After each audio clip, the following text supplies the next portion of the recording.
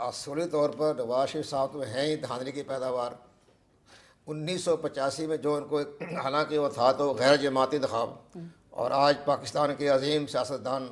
Air marshal Asghar Khan की तदहीन भी हो गई है,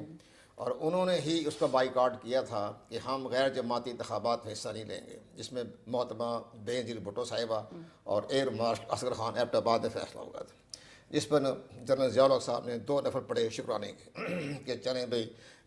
फारग हो गए, ये तो पार्टी हिस्सा नहीं दे रही। उससे फ़ायदा उठाया नवाज शरीफ के उस उनके मौसम गवर्नर जिलानी ने, पंजाब के गवर्नर ने, और उन्होंने अपने मन पसंदीदा अफराद को अपने इंतखाबात में कामयाब करवाया, जिसके तहत ये वज़ीर आला बने पंजाब के। तो ये जो स्टार्ट ही इनका वहाँ से हुआ है, तो इनका क्या, हमें बड़ी हैरानगी होती है कि किस तरह से ये बात कर ले जाते हैं। 88 का इलेक्शन ठीक है, बेहतर हो गया, मोहतरमा प्राइम मिनिस्टर बन गई, लेकिन 90 का जो 1990 का जो इलेक्शन हुआ वो तो जनरल असद दुरानी ने करवाया ना, ISI के डीजी ने। वो इतने दिलेर आदमी हैं जनरल कि वो उन्होंने एतराफ़ किया कि हाँ जी मैंने पैसा तस्लीम किया, और जिसके बना पे सुप्रीम कोर्ट ऑफ पाकिस्तान में तो केस 25 साल चलता रहा, और आज मरहूम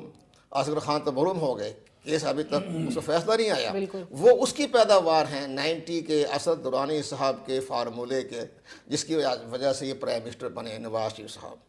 1990 में। इसी तरह आप देखें 97 में इनको कामयाब करवाने में थे जनरल करामत जहांगीर और जनाब हमारे सबके दोस्ती हैं, मुश्तरका दोस्ती हैं, फारूक लगारी साहब प्रेसिडेंट ऑफ पाकिस्तान, दोनों ने मिलकर, और उस वक्त हमें है तो मफ्ता महरूम हो गए हैं, और उस वक्त के चीफ जस्टिस सज्जाद अली शाह, इन तीनों के ट्रैके से नवाज शरीफ साहब 97 के इंतखाब में कामयाब हुए। इसी तरह आप जाएँ 2013 में,